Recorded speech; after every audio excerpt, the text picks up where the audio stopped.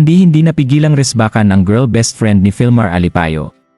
Sa patuloy na hidwaan na nangyayari sa aktres na si Andy at asawang Filmar, ay sinagot ng aktres ang ilan sa dahilan kung bakit isinapubliko niya ang nangyari.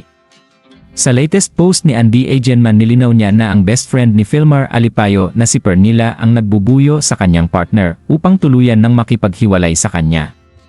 Ayon kay Andy ay ito ang paraan niya upang ipaglaban pa ang kanyang pamilya at ang relasyon nila.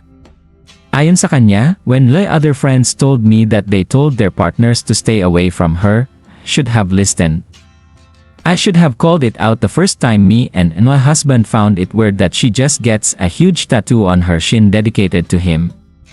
He who is someone else's husband. I would never even shared anything at all on here. If she only had the nerve to respond to me. And now I'm the bad one. I am fully aware that my husband never cheated on me with this girl.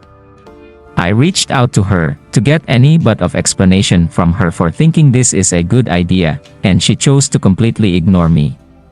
Yes, I am hurt that my husband didn't think this would bother me. I'm not being dumb and ignoring that, but post was to just show that no normal person with good intentions would think it's ok for a friend to encourage someone else's husband to do this without considering the partner's feelings. Especially after I told her that even if we are in a bad fight, I would always want and choose to be ok with my husband because he is my family. Samantala, maraming netizens ang nagulat na ito ang pinagdadaanan ni Andy sapagkat ang alam lang ng marami ay masaya siya sa Siargao.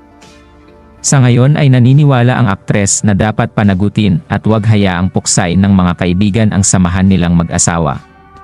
Anong masasabi niyo sa balitang ito? Magkomento sa ibaba at huwag kalimutang mag-subscribe for more videos.